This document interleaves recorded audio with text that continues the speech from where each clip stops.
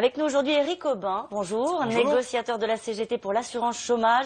La prochaine réunion sur ce dossier très difficile à traiter, à la fois pour les partenaires sociaux et pour le gouvernement, c'est jeudi. Alors vous avez marqué les esprits lors de la dernière réunion en déchirant tout simplement la proposition du MEDEF. C'était quoi, pour faire le buzz? Tout à fait, on a déchiré le document du MEDEF pour deux raisons. La première, c'est que le MEDEF entendait négocier à partir de son document et de ses propositions, ce qui ne me semble pas être une bonne façon de négocier. Nous avons déposé nous-mêmes un texte, nous proposons de négocier à partir de notre texte. Et le deuxième, c'est la provocation que constituait le texte. Dans le contenu, il y a effectivement... C'est pas une provocation de le déchirer? Ça peut être une provocation, mais je crois que le premier geste du MEDEF, c'était d'envoyer un texte la veille au soir qui effectivement remettait tout en cause. Donc, Alors, le problème, c'est que maintenant, il faut continuer à discuter. Oui. Je le disais, la prochaine réunion, c'est jeudi.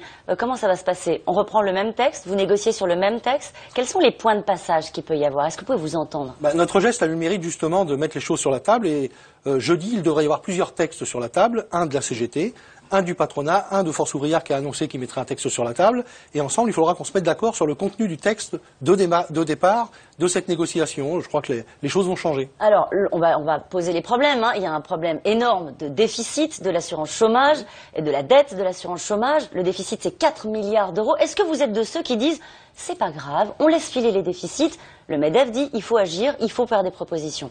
Nous ne souhaitons pas laisser filer les déficits. Nous pensons qu'il faut regarder les causes du déficit. Or, dans les chiffres qui nous ont été présentés dans la première réunion de négociation sur l'UNEDIC, les services même de l'UNEDIC nous montrent que 51% des entrées à Pôle emploi sont liées à des fins de contrats précaires, c'est-à-dire des fins de CDD et des fins de contrats d'intérim. Au même titre que 80% de la dette de l'UNEDIC sont des ruptures conventionnelles qui aujourd'hui sont pratiquées en nombre extraordinaire dans les entreprises. Donc il faut combattre ces causes. Il faut combattre ces causes, mais vous dites, en gros, il faut protéger davantage les chômeurs, les salariés qui se retrouvent au chômage, alors que le MEDEF dit, attention, il va falloir faire des économies et fait des propositions qui sont inacceptables pour vous. On ne voit pas comment vous pouvez trouver un moyen de vous réconcilier sur ce dossier-là. Il faut surtout que les employeurs assument la responsabilité de leur politique de l'emploi. Ils abusent de la précarité, c'est à eux de payer pour la précarité. De contrats courts, notamment. De contrats courts, donc on propose, nous, une surcotisation sur les contrats courts. C'est proposé également par Force ouvrière. Je pense que cette discussion-là, nous devons l'avoir. Alors, il y a un sujet qui vous fait monter dans les tours, comme on dit, c'est la question des intermittents. Vous allez d'ailleurs manifester jeudi, le 27 février, oui, avec les précaires, avec les intermittents, pour dire pas touche au statut des intermittents. Est-ce que vous reconnaissez que c'est un statut qui coûte cher à l'assurance chômage? Les chiffres ont été contredits, puisqu'on nous annonçait 1 milliard le coût des annexes 8 et 10. Or, les chiffres de l'UNEDIC montrent que c'est 320 millions. Donc on n'est pas sur le milliard. Donc ça ne réglera pas le problème du déficit. Mais la CGT a proposé au MEDEF, à Jean-François Pillard, d'ouvrir le dossier et d'avoir le temps de la négociation, c'est-à-dire de ne pas le faire dans la précipitation et de penser conclure le 13 mars. Donc nous proposons, nous, d'avoir un trimestre de négociation pour arriver effectivement à des propositions qui permettent à ces intermittents d'avoir une compensation liée à la précarité de leur boulot. Mais sur l'ensemble de la négociation sur l'assurance chômage, vous l'avez dit, le sujet c'est maintenant de trouver un accord d'ici au 13 mars, vous n'y arriverez pas. Il est possible de rajouter une date, voire deux dates. Vous demandez un délai. La convention va jusqu'au 31 mars. Je crois qu'on a pris un peu de marge. Il est tout à fait possible de rajouter des dates. Alors, vous êtes en discussion aussi, en ce moment, les partenaires sociaux sur le pacte de responsabilité, avec le MEDEF, encore une fois. Écoutez les conseils que vous donne Arnaud Montebourg pour bien négocier. Nous, ce qu'on souhaite, c'est qu'il y ait un rapprochement des positions des partenaires sociaux et du patronat. C'est-à-dire que, j'ai toujours dit ça, je suis allé même le dire en me faisant huer à l'université du MEDEF, où j'ai dit devant le MEDEF, prenez ce qui est le plus inacceptable dans ce que dit la CGT et trouvez un compromis. Et j'ai dit à la CGT, ça m'a pas valu que des amis, prenez ce qui est le plus inacceptable dans ce que dit le MEDEF et échangez les concessions réciproques. C'est qu'on n'est pas d'accord, mais le pays ayant besoin qu'on se mette d'accord, on trouve un terrain d'accord. Alors, la méthode Montebourg? Je crois que ce qui pose problème aujourd'hui, c'est qu'il y a eu un accord entre deux hommes, François Hollande et Pierre Gattaz, et finalement on nous demande de faire le service après-vente. Donc ça pose véritablement un problème. On nous propose de transférer les cotisations famille vers l'impôt, c'est-à-dire que c'est nous qui allons payer pour la prestation familiale, j'allais dire, sans savoir ce que va devenir cette politique de familiale. Les économies, de toute façon, ce sera sur le budget de l'État. Donc si on fait des économies, c'est des économies sur les services publics, sur les fonctionnaires. C'est pas l'impôt. Vous êtes d'accord avec ça? Oui, peut-être on pourra faire des économies. Très peu considèrent que 50 milliards d'économies, ça fait beaucoup. Enfin, pensent qu'on peut aller jusqu'à 50 milliards d'économies. Je crois que personne n'y croit. Donc ça veut dire que vous partez dans cette négociation avec l'idée que de toute façon vous signerez pas en bas de la page. Vous les laissez se débrouiller, François Hollande et Pierre Gattaz? Je crois qu'on ne nous demande pas forcément de signer. On va y aller d'abord en donnant notre avis sur le pacte de responsabilité. Nous sommes opposés effectivement au pacte de responsabilité, mais nous irons avec des propositions. Nous en avons 5 ou 6 en préparation, notamment sur l'emploi, les salaires, la protection sociale, la question justement de financement des politiques publiques. Et je crois qu'on mettra tout ça sur la table et on prendra le temps de la discussion. Est-ce que quand vous assistez à ce qui est en train de se passer, c'est compliqué les discussions entre Pierre Gattaz, François Hollande avec l'intermédiaire des socialistes qui donnent aussi leur avis sur la négociation de contrepartie notamment. Est-ce que quand vous regardez ça, à votre place, vous dites que ça pourrait être un échec le pacte de responsabilité?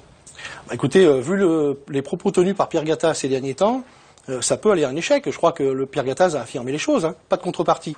D'accord pour des objectifs, mais en tout état de cause, pas de contrepartie, pas d'engagement sur l'emploi. Donc je crois que le pacte de responsabilité, effectivement, a du plomb dans l'aile. Il y a un problème Gattaz, une méthode Gattaz qui passe mal, à votre avis? Je ne sais pas si c'est la méthode Gattaz qui passe mal. En tout cas, le pacte de responsabilité, il a été annoncé par François Hollande. Donc oui. il y a peut-être aussi un problème François Hollande. Sur la méthode?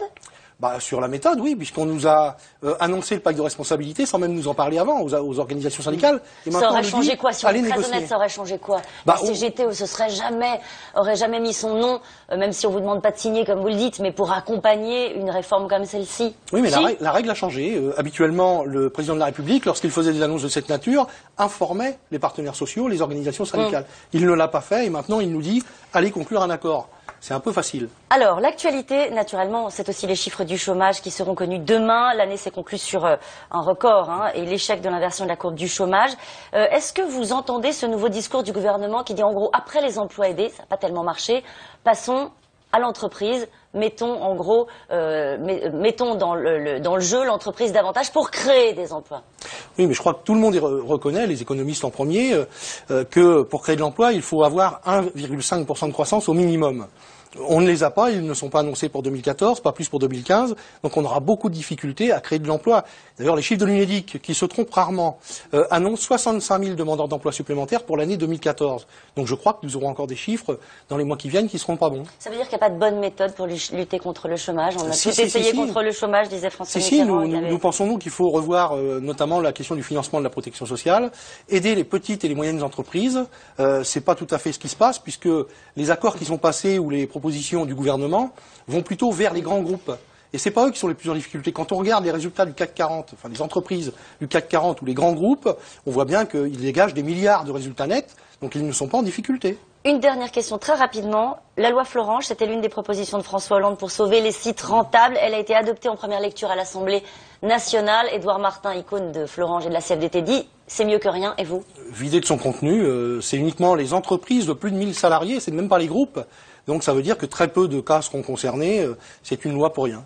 Une loi pour rien, c'est mieux que rien, encore une fois, dit l'un de ceux qui a été au cœur de cette discussion. Je crois qu'il faut Qu'est-ce qu'il aurait fallu mettre dans cette loi pour qu'elle soit vraiment utile à vos yeux? Il aurait fallu revoir effectivement la question des groupes, ne pas prendre l'entreprise en tant que telle. On sait que les grands groupes s'organisent pour créer un nombre de filiales phénoménal et fait qu'ils ne sont jamais concernés par cette loi.